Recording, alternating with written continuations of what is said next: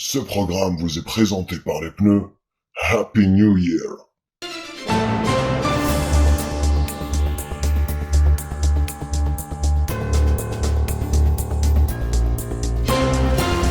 Mesdames, Messieurs, bonsoir, bienvenue sur JTO. Au sommaire de l'actualité aujourd'hui, le top 3 des voitures les plus volées en France et plein d'autres sujets. Mais avant de commencer, on commence par une image exclusive d'un stagiaire qui essaye de trouver la fuite sur son pneu.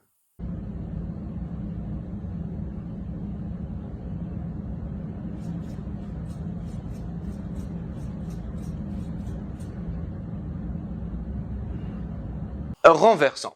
À la une de l'actualité cette semaine, le top 3 des voitures les plus volées en France. En numéro 1, on a le Toyota RAV4, ensuite on a la Lexus NX et pour finir, l'Audi A3. Alors ne me demandez pas pourquoi on dit un Toyota et une Lexus, mais notre envoyé spécial accélère et sur le terrain. Oui David, effectivement, notre expert nous explique pourquoi on dit une Saxo et un 607. Alors ça, c'est une. Ça, c'est 1. Des images bouleversantes. Le chiffre du jour est de 4, comme 4 mois depuis la mort de Ken Block.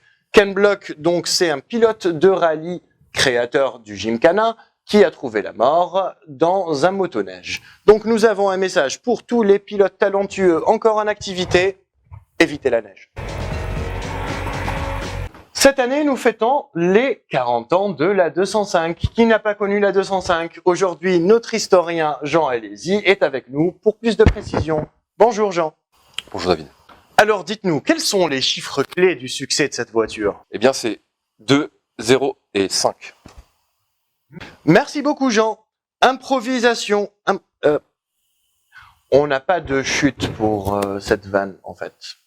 Donc nous allons directement enchaîner avec notre rubrique nouveau youtubeur en herbe. Découvrez ça avec POA.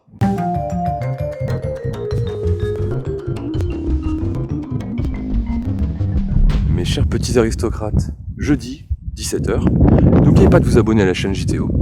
Et aujourd'hui nous sommes en compagnie du petit aristocrate Jean-Eudes qui va nous présenter son véhicule.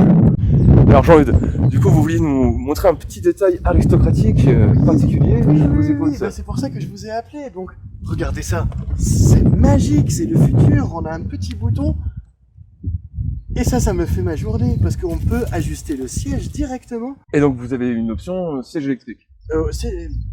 Mais il n'y a pas que ça, hein. Regardez, par exemple, il y a les vitres électriques. Ah, eh bien, écoutez, je suis content de le savoir, monsieur Eudes. Voilà, et donc votre voiture a les vitres électriques. Et monsieur Eudes, du coup, vous pouvez nous expliquer un petit peu l'aménagement arrière de votre véhicule? Bah écoutez, c'est là où je dors, parce que figurez-vous, quand on achète ce genre de véhicule, bah, on n'a pas trop d'argent après pour prendre un appartement. Évidemment. Eh bien écoutez, merci en tout cas monsieur pour la découverte de votre véhicule. Je vous dis à la prochaine. En tout cas nous on se donne rendez-vous jeudi prochain, 17h. Rendez-vous pour la présentation d'un nouveau véhicule aristocratique. Et portez-vous bien. Effectivement, une magnifique 607. L'actualité aussi, c'est la marque chinoise BYD qui va lancer sa nouvelle voiture électrique à moins de 11 000 € sur le marché français. Regardez ceci. L'actualité, c'est aussi les usines Stellantis qui sont à nouveau menacées par une pénurie de carburant. Regardez cela.